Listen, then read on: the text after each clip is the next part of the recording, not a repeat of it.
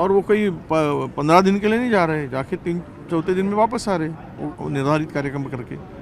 तो कुछ कारण बचा नहीं तो विरोधियों को टारगेट करके राहुल जी को बदनाम करने का एक काम है। राहुल गांधी जी कह रहे हैं कि लॉ में चेंज करना चाहिए, हमें भी ईवीएम देखने देना चाहिए, हमारे एक्सपर्ट को भी देखना देना चाहिए। सही है। देखो अमेरिकन एक्सपर्ट ने ये प्रूव करके दिया है कि ईवीएम में गड़बड़ी हो सकती है, ये हैक हो सकता है।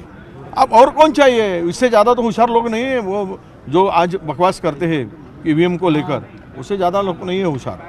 अगर वो उन्होंने स्पष्ट रूप से उसको हैक होता है, वो एक डेमो में बताया कैसे हैक होता है।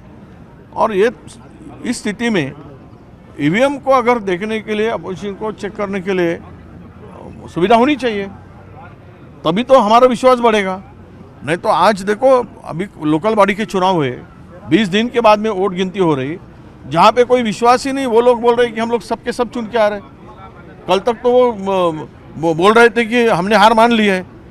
ऐसे भी लोग अब वो छाती सीना छान ठोक कर बोल रहे। इसका मतलब यही है, तो कुछ तो गड़बड़ी है। कल पार्लियामेंट में इलेक्टोरल रिफॉर्म्स में जिस तरह से चर्चा हो रही थी, उस दौरान राहुल गांधी ने आरएसएस पे काफ़ी टीका टिप्पणी करते हुए उन्होंने कहा कि आरएसएस जितने भी इंस्टीट्यूशंस हैं उन पे कैप्चर कर रही है, चाहे वाइस चांसलर की नियुक्ति हो या चांसलर की नियुक्ति हो, उनकी कैपेबिलिटी अचीवमेंट्स नहीं देखे जा रहे हैं, बस आरएसएस की आइडियोलॉजी से कनेक्टेड है। 100% है। गोंडवाना यूनिवर्सिटी में, अगर यहाँ के नागपुर में विदर्भ की जो गोंडवाना यूनिवर्सिटी गढ़चिरौली में, उसमें युग पुरुष हेडगेवार का अगर पाठ पढ़ाया जाए तो इससे क्या साबित हो रहा है?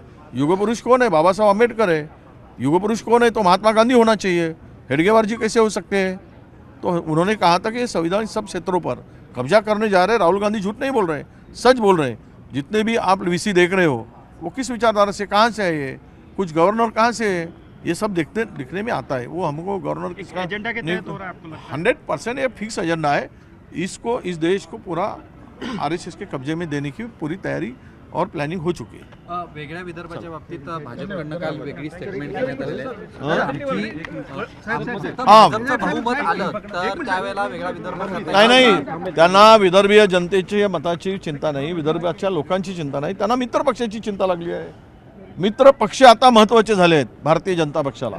त्यांचे मित्र पक्ष त्यांच्या सोबत नाहीत किंवा साथ देत नाहीत म्हणून वेगळा विदर्भ होणार नाही। म्हणजे सत्तेसाठी महत्त्व त्यांना काय आहे तर मित्रपक्षाचा आहे, सत्ता उभवण्यासाठी।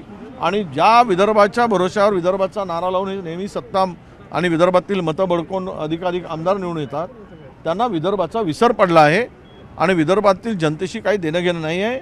त्यांचे ते अलायन्स पार्टनर आहेत, त्यांच्याबरोबरच त्यांचं देणं घेणं आहे, हे आता सिद्ध झालेलं आहे। शिंदे शिवसेनेच्या विदर्भातील आमदारांचं असं म्हणणं आहे, शिंदे शिवसेनेच्या विदर्भातील आमदारांचं असं म्हणणं आहे काही गरज नाही आहे वेगळ्या विदर्भाची, अखंड महाराष्ट्र हीच आमची भूमिका आहे। नाही, कोणाची वेगवेगळी भूमिका होऊ शकते। याचा अर्थ असा नाही की तुमच्याकडे आता काल मी पाहिलं सुधीर भाऊंचं मग की आमच्याकडे 123 होते, आता 132 आहेत। आहे तुम्ही उद्या म्हणलं तर 145 होतात, आम्हाला माहीत आहे। त्यामुळे तुमची नियत आहे का देण्याची हा प्रश्न आहे। नियत जर साफ नसेल तर तुम्ही पळवाटा शोधू शकता, हे त्याच्या उत्तरातून आम्हाला दिसलं आहे। सभागृहात ज्या चर्चा सुरू आहे त्याच्यामध्ये शेतकऱ्यांच्या प्रश्नांच्या बाबतीत किंवा पूर जो आलेला होता त्याच्या बाबतीमध्ये चर्चा होताना दिसत नाही। आज आहे ना चर्चा, आता सत्ताधाऱ्यांचा प्रस्ताव आहे, उद्या आमचा पण प्रस्ताव त्याच्यावरच आहे, शेतकऱ्यावरच चर्चेमध्ये आहे। आम्ही जो देणार तो प्रस्ताव आता सत्ताधाऱ्यांनी दिलेला आहे। काल चर्चा ऑनलाईन आहे, आज चर्चा त्याच्यावर होणार आहे त्या प्रस्तावावर। त्यातून शेतकऱ्यांच्या सर्व प्रश्न मांडले जातील, आम्ही मांडू। आज त्याची चर्चेला सुरुवात होईल। चरणसिंग ठाकूर म्हटले की अजितदादा शेतकऱ्यांच्या कॉलेजच्या याच्यावर फाईलवर सही करत नाही आहे, 4.5 महिने झाले कृषी कॉलेजची फाईल पडलेली आहे। कोण म्हणले? चरणसिंग ठाकूर भाजपचे आमदार। आता त्यांनी सीएमला साहेबांना सांगावं। आता ते म्हणजे याचा अर्थ असा आहे की यांची सही ते करत नाही, त्यांच्यावर हे सही करत नाही। म्हणजे याचा अर्थ स्पष्ट आहे की सत्तेतील हे तीनही ट्रिबल इंजिनचं सरकार सह्या करत नाहीत एकमेकाच्या फाईली अडवत आहेत आणि एकमेकाची जिरवत आहेत, हे आता सिद्ध झालेलं आहे।